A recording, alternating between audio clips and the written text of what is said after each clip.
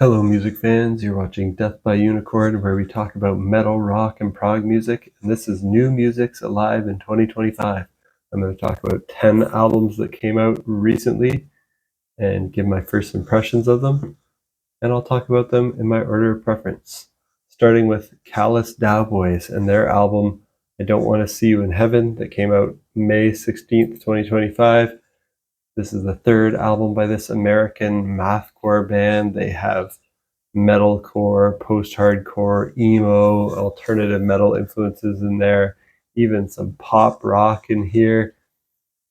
And all of their albums and EPs so far have just been excellent. The 3 singles I heard ahead of time from this album were all excellent. So I knew if they could pull off another release at the caliber of their previous releases, that this could kind of earn them a spot and cement a spot for them among my favorite band list, which is, of course, getting into the hundreds now at this point. But it still takes a lot for me to put a band on it. But this band, Callous Daoboys, they have the ability to be as catchy as Fall Out Boy and also as heavy and chaotic as the Dillinger Escape Plan. And they do both extremes very well. And this album just continues their excellence. So I really expect to now be a lifelong fan of theirs. This album is very all over the place and has lots of twists and turns and surprises. It's definitely not an easy listen for people who aren't ready for mathcore and jarring genre switches. But if you can tolerate, harsh vocals and extreme, chaotic, spastic music, it's a wild ride and really enjoyable. So definitely check it out if you're a fan of Dillinger Escape Plan, Rollo Tomasi, those types of bands. And if you're okay with it going kind of poppy at some parts, like Fall Out Boy style, but still being extremely, crushingly, brutally heavy and chaotic when it needs to be, if that sounds good to you, check out I Don't Want to See You in Heaven by Callous Daoboys. I'm going to put this one in my excellent tier. Next up is an album called Coda by the band Novelists, also out the same day, 16th of May. Most of these came out the 16th of May. One came out the 15th. I'm going to talk about one that came out on the 9th and one that came out on the 12th. But yeah, Coda by Novelists is the 5th album by this French band, and it's progressive metalcore, kind of gent, alternative metal, also with some pop influences. And I'm also putting this one in my excellent tier.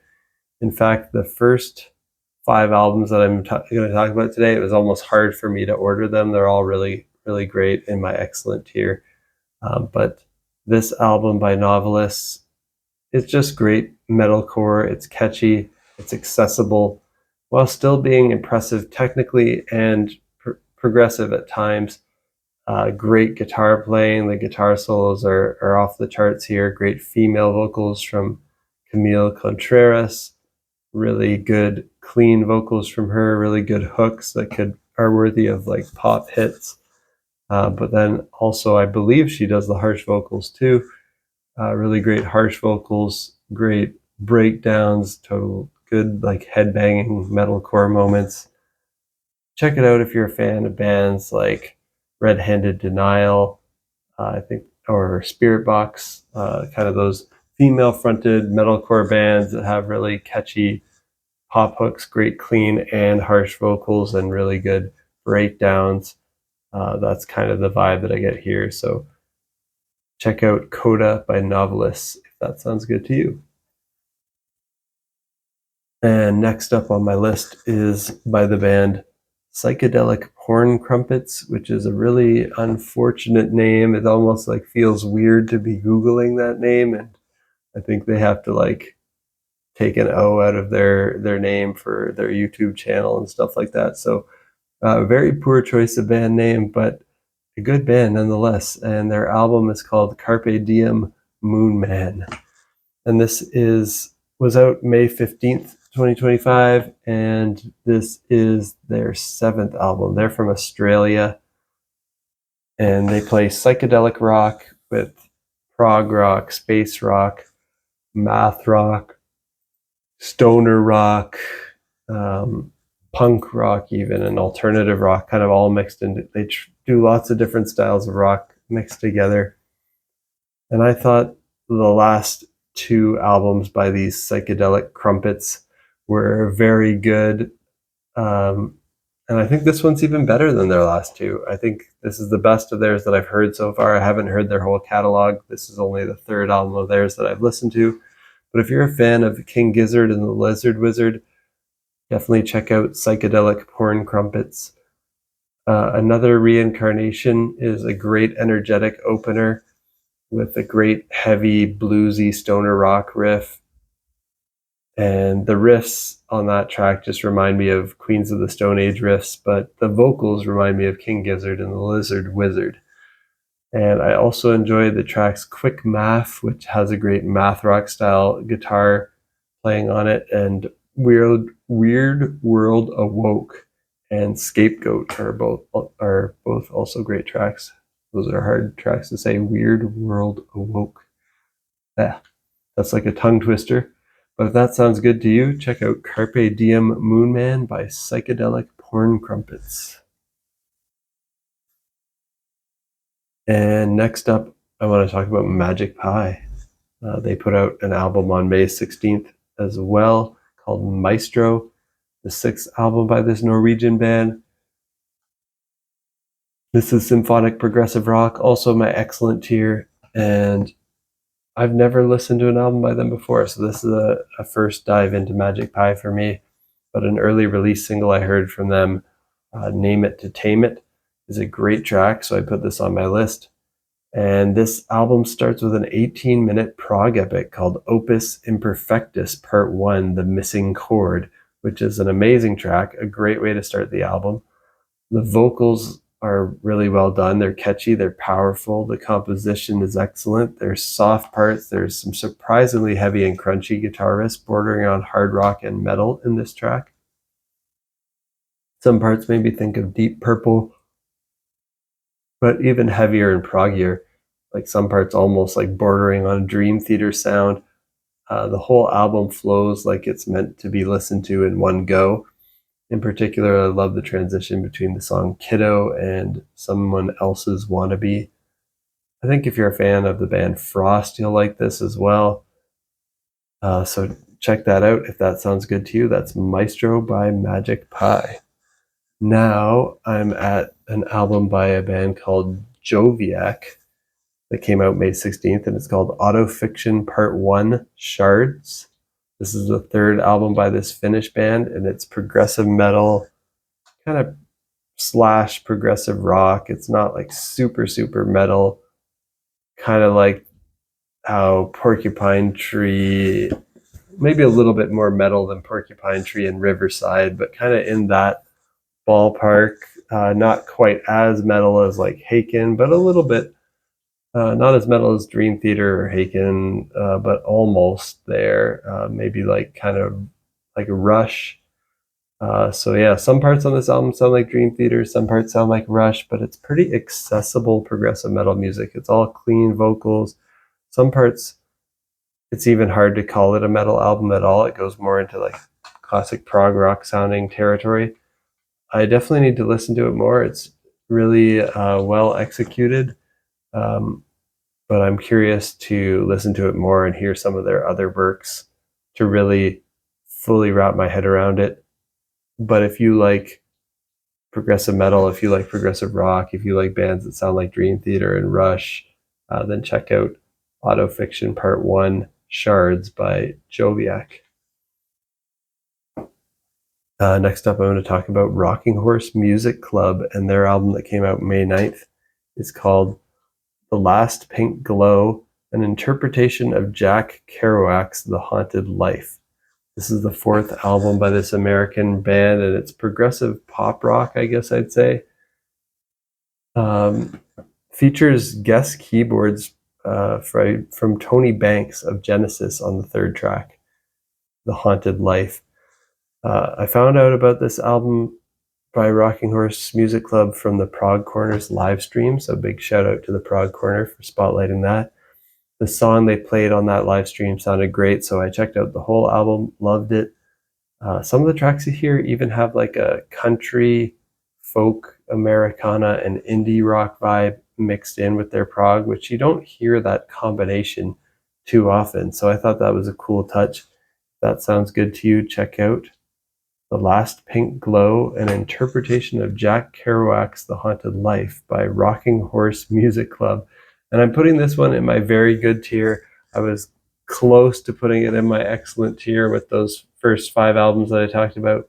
But just thinking about like the albums that I really want to revisit more and more after today, it's probably those first 5 I talked about more so than this one, but I am still curious to follow whatever the Rocking Horse Music Club does next, and maybe even hear some of their older stuff too, as this was my first album that I heard by them.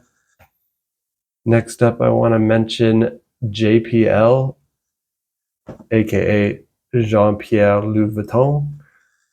From France, he put out an album on May 12th called Scriptum, and this is progressive rock, and it even has some metal influences in it. I'm also putting this in my very good tier. And this is another artist. I'd never heard an album by him before, but I liked the early single I heard called Jekyll. That's currently my favorite track on the album. All the lyrics here are in French. The whole album has a great classic prog rock sound to it.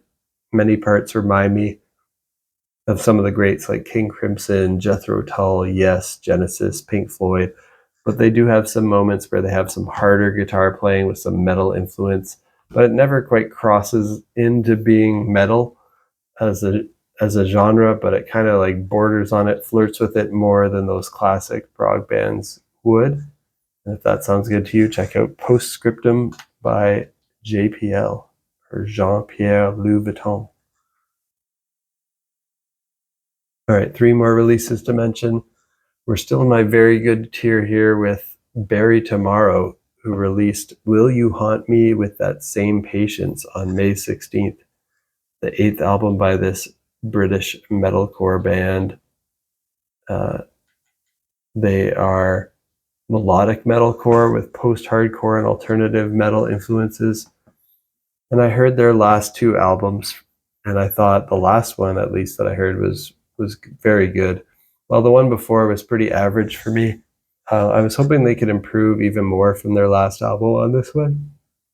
And I think they did. I think it might be a bit of a step up from their last one, but it's still in the same ballpark, so I'm still putting it in my very good tier. It's just solid, well done melodic metalcore, good riffs, good hooks, but nothing that really stands out too much from the crowd to really make me consider this one of the great metalcore bands. But if you like melodic metalcore, then this is definitely a solid one to check out from Bury Tomorrow. Will You Haunt Me with That Same Patience? Check it out.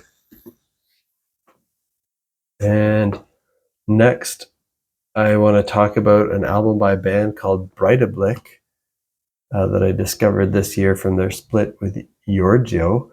And their album is called the YCS5, which is the 8th album by this Norwegian band. And it's a genre that I don't really talk about as much. It's more electronic. It's kind of instrumental, dark ambient electronic with progressive rock and Berlin school influences.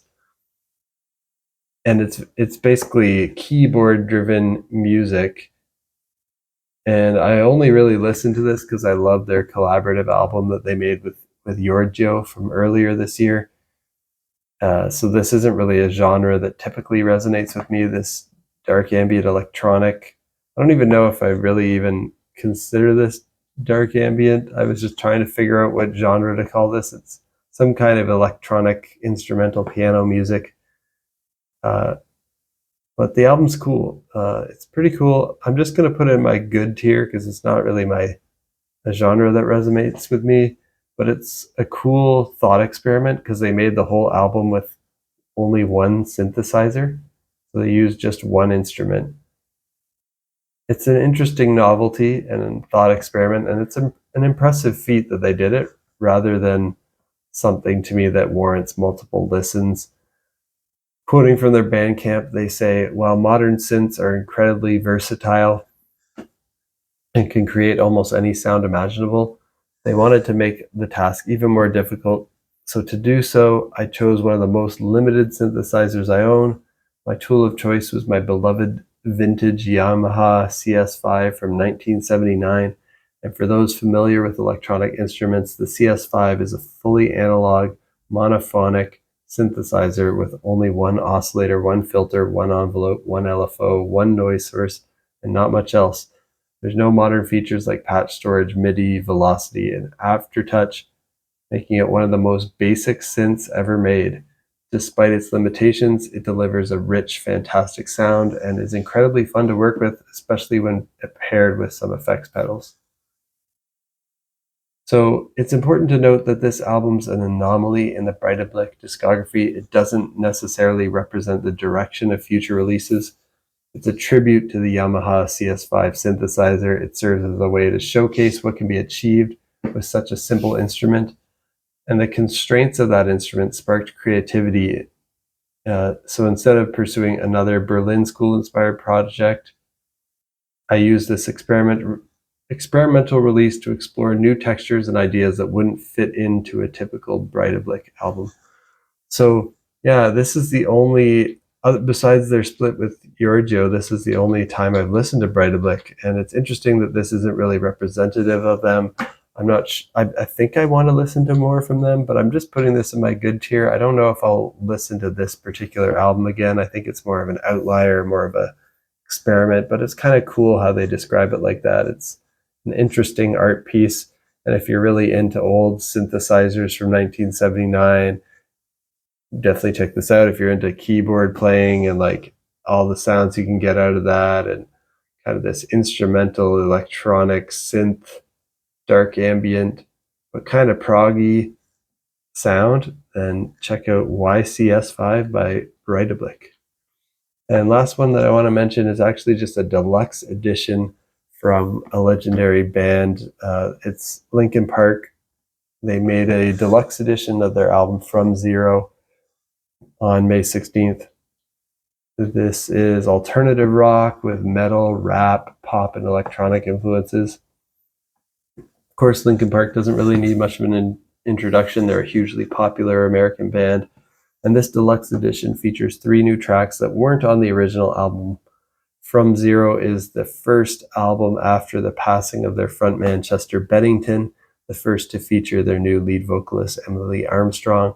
And I like the original album, but it's nowhere near as good as the first 2 Linkin Park albums that are really the albums by that band that I love, and then I kind of fell off caring about them. But I did check this out.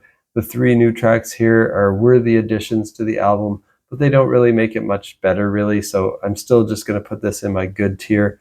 All good stuff, nice to listen to while it's on, but again, doesn't really make me want to go back to it like the first 2 Linkin Park albums. And that's it for my first impressions of these 10 new releases that came out recently in May 2025. What do you think of these albums? Let me know down in the comments. And did anything else come out recently that you think I might enjoy? And stay tuned. I post videos like this pretty much weekly, posting my first impressions on new albums that come out in rock, metal, and prog. In about a week's time, I'll talk about another deluxe edition that's coming out. Green Day is putting out a deluxe edition of Saviors, their album from last year. And I'm going to check out Cosmograph's album, The Orphan Epoch. And Sparks is releasing Mad. So I'm going to talk about those 3. Maybe I'll discover some other albums between now and then that I'll talk about as well. And let me know if there's anything coming out too in the near future that you think I'll enjoy. And stay tuned for that. Peace out.